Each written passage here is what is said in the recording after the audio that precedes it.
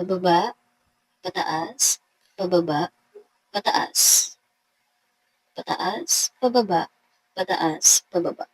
Yan nga yung sinasabi ko nung natututo pa lang ako sa pagkakaligraphy para matandaan ko yung malapad or manipis na strokes. Hindi yan spaghetti pababa pataas, guys. Kada live kasi natin na ma-mention sa atin na gumawa naman daw tayo ng video ng paano mag-calligraphy mula umpisa hanggang patapos na.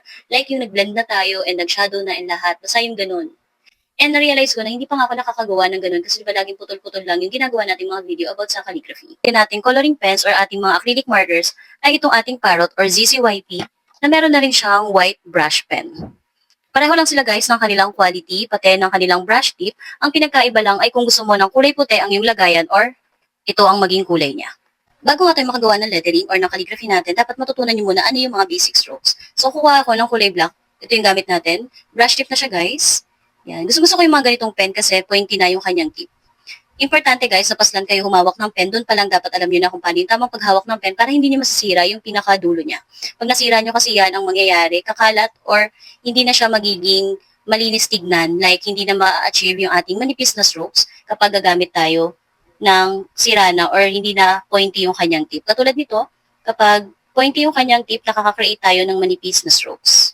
Isa nga sa ina-advise ko kapag may nagpapaturo sa akin paano mag-calligraphy, kailangan kasi magkaroon ng muscle memory yung kamay natin. Ibig sabihin, masanay na yung kamay natin sa strokes na ginagawa natin. Inuutusan ko yung kamay ko na dapat kapag pababa, yung kamay ko dapat nagkakaroon siya ng pressure.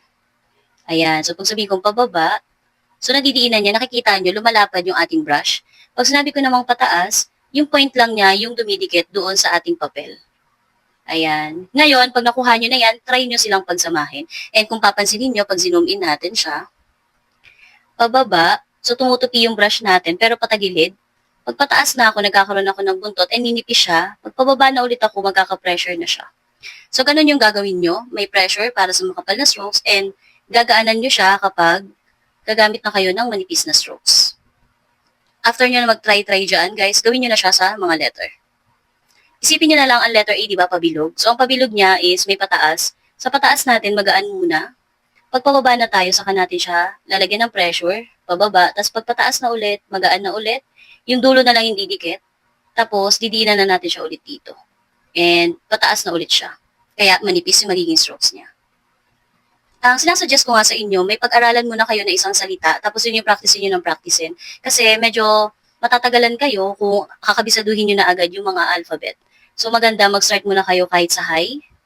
Yun muna yung practicein nyo ng practicein. Ito. Para kahit hindi ka na nagsasalita, alam na ng kamay mo, nagkaroon ka na ng muscle memory. Kagaya nito, ang H, pag pababa, may pressure. Pag pataas, yung dulo lang yung didikit and pababa na ulit ako. Lagi nyo lalagyan ng buntot guys para ready na siya sa next na letter. And below. Ganyan. Yan muna ang aralin nyo and then saka kayo mag-proceed sa susunod na salita tapos manood kayo kung paano yung strokes ng mga A hanggang letter Z. Isa nga sa tip or advice na pwede kong mabigay sa inyo guys kapag gusto nyo aralin yung per alphabet or per letter, isulat nyo muna ng lapis yung mga letter.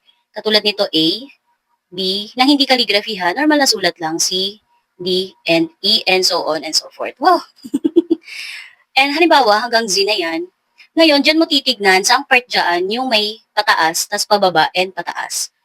Dyan mo susundan yung pagkakaligraphy mo nito. So, sa A natin, dahil pataas siya, gagaanan ko yan. May pababa na ako, and pataas na ulit, tapos pababa, and pataas. Kung minsan, nakikita niyo iba parang ang kapal ng dito nila, pataas naman yung ginawa. Kasi guys, naging pagbaba yung ginawa nila. Di ba pag pababa nga, lalagyan natin siya ng kapal or pressure, kaya nagiging ganyan kakapal yung kanyang strokes. Next tayo sa letter B. Sa letter B, pwede mo siyang lagyan ng arte. Katulad dito. Since pataas siya, magiging manipis. Sabihin natin, lagi namang pabilog yan, guys. So, pababa tayo, titignan mo yon dahil may pataas siya, ninipisan mo siya, pababa, and then pataas. Diba? Kaya iba rin kapag meron kayo, o kaya ibang page ng papel. Ibang page, ibang scratch. Tapos pataas, pababa. Para sa isip mo, hindi ka na mangangapa. Ano nga ulit yung itsura ng letter? Kahit kabisado mo naman siya, pero kapag gagawin mo na kasi siya sa calligraphy, medyo nakakalimutan mo paano na ba yung strokes ng mga letter. So, di na tayo. Depende sa inyo kung ang di nyo ay mataas masyado. Pwedeng lumipis yan or yan. Tapos pababa na siya. Ayan guys, di ba? Iba pa rin kapag, kunya nagsisimula kayo, is meron kayong nakalatag dyan na letter. Kumbaga, i-maximize nyo na lahat ng pwedeng gawing mga pagpa-practice para magawa nyo yung pagka-calligraphy. So, tapos tayo sa letter, kung paano siya gawin or guide. So, sulat nyo yung A to Z, and then saka nyo siya sundan gamit ang brush pen. Pwede nyo rin siya magawa sa fine tip, guys. So, okay na, nakagawa na tayo ng letters. Ang gagawin naman natin, pupunta na tayo sa blending. Ngayon, pag mag-blending ka, guys, kailangan may mapili ka munang kulay na gagamitin mo. Naka-prepare na siya, pero depende sa'yo kung gusto mo pumili-pili dyan. Pero ang ginagawa ko kasi, nire-ready ko na yung mga color pens na gagamitin ko. So for today, ang gamitin natin is yung green, shade niya ay dark, tapos yung light. During live, laging sinasabi, kung wala pa kayong base, ibig sabihin ng base, guys, yun yung salita na nabuo nyo na dito. Kung wala pa, ang sinasuggest ko, gamitin nyo yung lighter shade. Yung pinaka mas light na kulay dito sa mga pen na gagamitin nyo. Halimbawa, sa dalawang to, ang light ko ay ito. So, ito yung ipasusulat ko na word.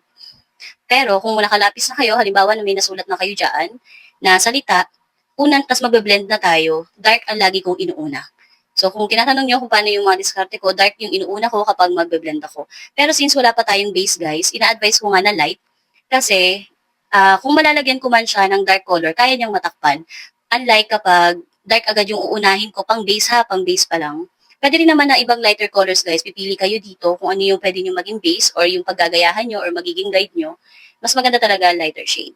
So, para hindi kayo mahirapang mag-blend. Kasi ang mga light color, kayang-kaya siyang takpan ng dark color. Kaya maganda, yung magiging base natin pang umpisa ay lighter shade. Lagi ko nga ina-advise, pag acrylic marker ang gagamitin nyo, kahit anong klase yan, maliit or malaki, dapat itataktak nyo muna para yung kulay niya ay pumantay or maging juicy pa siya dyan. Bakit kailangan siyang itaktak? Ewan ko kung na-experience nyo na yung para siyang nagtutubig. Ganun kasi yung mangyayari. Imagine niyo yung pintura, natanggal yung oil niya or yung pinakatubig niya doon sa pintura niya. Di ba kailangan natin siyang ihalo? Ganun din sa acrylic marker dahil paint nga yung nasa loob nito. Kailangan siya itaktak kahit ilang beses. Wag lang susobra kasi ang mangyayari dyan, matatapon yung ink doon sa loob ng takip. And kung magkamali ka, mabubuhusan yung ginagawa mo. So, start na tayo dito. Ang una ko lang namang isusulat ay blend. So, tignan nyo pa din na may pataas, pababa ako. Pero since nasanay na yung kamay ko, kahit hindi na ako magsalita, yung kamay ko ay meron na siyang muscle memory. Alam na niya yung gagawin niya. Kaya practice kayo ng practice, walang hindi nakukuha sa pagpa-practice. Halimbawa, ready na. Ito na yung paggagayahan natin or yan na yung magiging guide natin. Antayin nyo siyang matuyo kasi hindi nyo siya iisipin na part siya ng ating pagbe-blend. Kumbaga, base lang siya. Mabilis lang naman siyang matuyo and hindi naman siya bumabakat sa likod. Unless, maliin nga kayong magsulat. So, start na tayo sa pagbe-blend. Ilabas na natin yung kulay black, ay yung darker shade. To. Taktak din natin siya kahit 3-4 na beses. And, depende sa'yo guys kung lalagyan mo dito yung dark, dito, or dito. Ito yung tatandaan nyo ha. Yung bawat stroke, ito, yan, yan. Kumbaga yung bawat galaw ng pen. Ito yung ating darker shade. Usually naman, lagi akong sa taas naglalagay. So, dito muna tayo sa taas. Kahit konti-konti lang. So, pag nalagyan nyo na siya ng darker shade, dito kayo magkukuha ng kulay at hindi dito sa dulo. Dito, at least meron kayong makukuha kasi nga hahawaan nyo siya, i-mix nyo siya. Paano nyo siya i-mix kung wala kayong makukuhang kulay ng dark, di ba? So, i-mix nyo siya, dito pa lang, nagmi-mix na kayo. Makikita nyo nag-iba na yung kulay, di ba? Hindi na siya yung lighter color na nakilala natin. So, dito pa lang sa part na yan, ibababa mo na siya. Kaya ayan na yung kulay niya. Nakita niyo nag-blend naman, pero mas na-appreciate ko yung pagiging blendable niya kapag gagamitan ko siya ng daliri. Yung lighter shade, pero dapat guys, habang basa pa siya, gagawin nyo na. Yung lighter shade, itataas ko siya papunta sa darker shade, sa darker color. And mapapansin nyo, mas luminis siya tignan. Nung ginamitan natin siya ng daliri or nagpatong na yun ng kulay, tapos tinaktakan natin siya ng daliri. So after natin dyan, dito na ulit tayo sa taas. Ulit-ulit lang naman yung gagawin natin. Ito lang advice ko sa inyo, huwag niyong panggigigilan yung mga brush pen nyo. Kasi kahit dulo lang yan, may ink na yan. So wala nang dahilan para kailangan nyo pa siyang idiin. Kasi mabubutas nyo lang yung papel. So after nyo mahalo dito, dito pa lang, putkutin nyo na, ganyanin nyo na siya ng daliri. Kung hindi kaya ng daliri at hindi maabot dahil katulad sa akin malapad ang daliri ko, pwede kayong gumamit ng cotton buds. Pero huwag nyo rin ikukuskus ha, as in magaan lang. Yan siya. Hindi nakapag-blend na tayo. So, fast forward natin yung pag-blend, guys.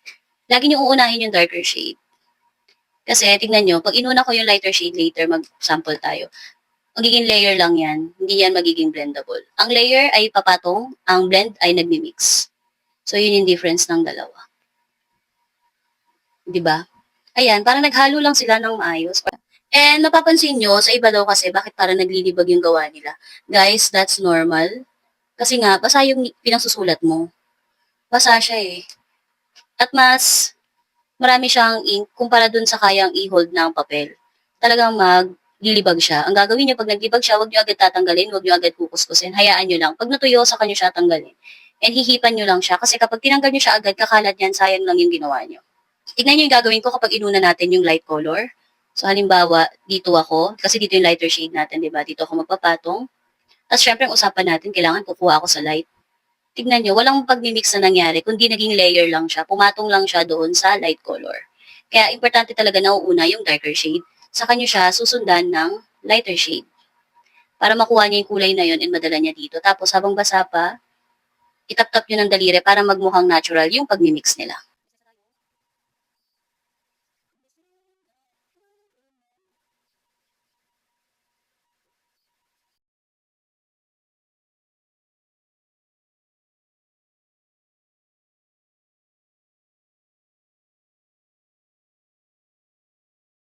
Kung nahihirapan naman kayo mag-blend guys, pwede kayong gumamit ng mga blender, colorless pen natin.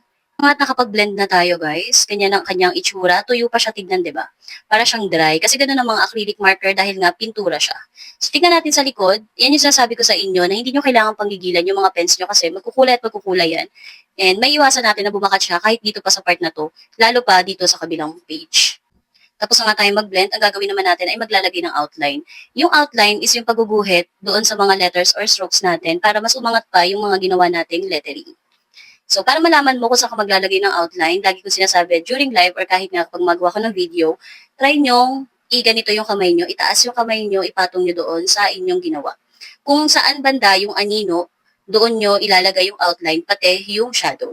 So, katulad sa akin, nung pinatong ko yung kamay ko, hindi ganito guys. Pwedeng ganito, pero minsan kasi, kapag umaga, hindi mo napapansin yung anino mo. Ngayon, medyo gabi siya, kaya kita agad natin. Pero kapag umaga, mas maganda, medyo may space. And makikita nyo, nasa kanan na part ko, pati sa ilalim. Kanan and ilalim. So, dun pa lang pag nakita mo yon, alam mo na dapat, sa bawat strokes natin, nasa kanan yung ating outline, pati yung shadow. Madali na lang yung highlight. So, ibig kasi sabihin nun, kaya ka nagkaka-shadow sa kanan dahil malakas yung ilaw mo sa kaliwa, which is right. Kasi, tatlo yung ilaw ko na nandito sa kaliwa. Kaya, talagang mangyayari, yung ilaw niya, babagsak at makikita yung anino ko sa kanan. Meron akong ginagamit na pang outline. Ito yung itsura niya. Pero pwede nyo rin gamitin yung kulay itim nitong ating marker.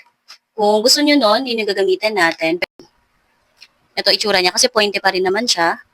So tara, blend tayo. Kaya ang importante talaga na hindi nyo mapudpod yung itsura ng inyong mga marker. And next na tayo, maglalagay na tayo ng outline. Yung sinasabing strokes ay kanan guys. Di ba alam niyo yung unang hagod natin dito, yun yung strokes. Yun yung mga strokes, yung paghagod mo sa kanya ng pen. Ayan, pag ganyan, pag ganyan. Hindi yung bawat letter ha, dapat bawat strokes, paano mo nabuo yung mga letter. So dito, ito yung unang strokes natin, di ba? Ang kaliwa niyan is ito. Ayun ang kaliwa, ayun yung kanan ng unang strokes natin. Next na strokes natin, di ba? Dito. Ngayon, yung dito natin, yun yung kaliwa, yung nasa taas, ito yung nasa baba, ayan yung ating kanan. Na, yung anino natin, di ba, sabi kanina, kanan and ilalim. So, ito yun, guys. Kung ang kanan nyo ay napunta sa ilalim, ito rin yung lalagyan nyo. So, ito tayo, ha. Ayan. Tapos, dito, next. Tapos, dito naman, ito yung strokes natin kanina. Unang sulat natin, di ba din? So, dito yung kanan niya. Ito rin, kanan na rin to. Kasi strokes yun, ibang strokes yun.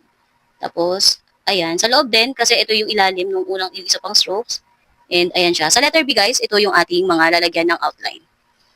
Next naman, sa letter L. Di ba sa pagkakasulat natin dito, ito yung strokes and ito. So dito, kanan yan. Ito, sa strokes na to, ito yung kanan, which is nasa ilalim na part. Ganun siya guys. So idire-diretso nyo siya, aralin nyo lang siya. Ito yung kanan, ito ulit yung kanan niya. Ito ulit yung kanan natin. Kanan or ilalim. Ito, tapos ito din siya. Ito sa part na to, and ito rin guys, ito kasi ito pataas to, di ba?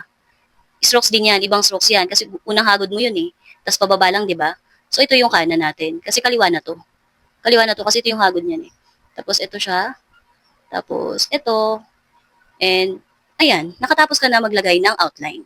So ngayon may outline na, kadalasan ang shadow niyan, pag maglalagay kayo, ay kung nasaan lang din yung outline. So mas madali na kasi may nauna na yung outline mo eh.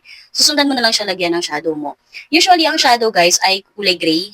Pero ako, paiba-iba ako, pwedeng lighter shade, pwedeng neon color, or glowing, ganun yung ginagawa ko ng mga kulay ng ating shadow. So gray nga yung gagamitin natin. Again, itaktak niyo siya bago niyo siya gamitin. So, ito na yung ating outline. Diyan na rin ako maglalagay ng shadow. So, dahan-dahanin nyo siya guys, na huwag niyang matakpan yung outline na ginawa natin. Ayusin nyo lang siya. Yan, kaya importante na may pointy yung or pointed yung ating tip para kaya niya yung mga sulok-sulok. Maabot niya yung sulok-sulok. And then, ayan. Kung matakpan man niya, dagdagan nyo na lang siya ulit ng ginamit nating block na pang-outline kanina. Tapos, ayan, madali na lang siya dahil meron ka ng guide na susundan. Ito, oh. Papatung-patungan mo lang siya. Again, pointy, kaya naabot natin yun. Natin siya ng shadow. Next natin, yung ating highlights. Yung highlights, guys, yun yung nagpapaangat, kaya ang highlighter. Yan yung nagpapaangat ng itsura ng mga gawa nyo. Lalo kapag ang gagamitin natin ay acrylic marker, medyo dry siya tingnan. Once na gumamit na kasi kayo o naglalagay kayo ng highlights, parang umaangat siya, nagbibigay siya ng ibang ganda or texture dun sa ginawa ninyo.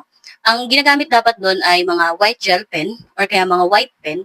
Pero kung wala kayong white gel pen, pwede nyo pa rin gamitin yung kulay puti nito. Basta gagamitin nyo to tuyo na yung ginawa ninyo. Kasi kapag basa pa siya, maghahalo lang yung kulay niya rin. Basta gagamitin nyo siya, itaktak nyo muna para mas lumabas yung pagkaputi niya and dapat tuyo na itong ginawa ninyong lettering dito.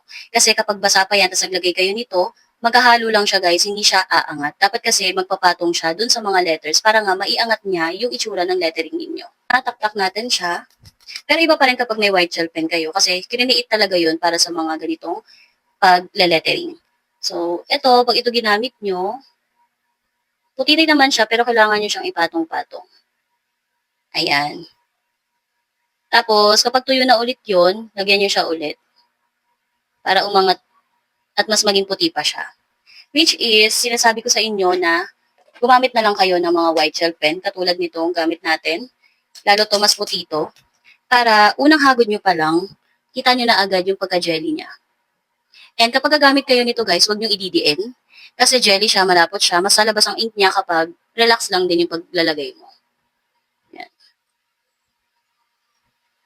Kapag hindi lumalabas yung ink, sulat mo lang dyan para baka may bara lang siya. And ganyan siya kaganda guys. Nakita niyo yung difference ng gel pen talaga yung gagamitin. Tapos, paano mag-highlights? Diba, kung paano mag-highlights, diba ang ating mga shadow at outline ay nasa kanan. Opposite side ngayon ng ating mga highlighter. So, madali na lang din yan kasi alam mo na sa kanan na part ng strokes natin ay nandun yung highlight. So, nandun lang ay yung mga shadow and outline. Punta lang tayo dun sa kaliwang part. So, ito yung ginagawa ko na klase ng pag-highlight, guhit, and tuldok para mas mukha siyang juicy. Kasi kapag ganito lang siya, yes, ma-highlight siya, pero iba yung dating kapag may tuldok. Mukha siyang bubbles. Yan. Ito, dito sa mga part na to, dito sa part na yan. Hindi lang ganyan yung design na pwede nyo magawa sa color white na gel pen. May iba't ibang klase pa yan. So, ayun na guys, nakatapos na tayo. And ayan siya sa malayuan. Kaya, congratulations kung umabot kayo dito sa pakikinig. Dahil mas matututo kayo or mas kahit pa paano magkakaroon kayo ng insight kung paano nga ba ginagawa yung mga pagka-calligraphy from pagsusulat to pagbe-blend. So, yun lang guys. Bye!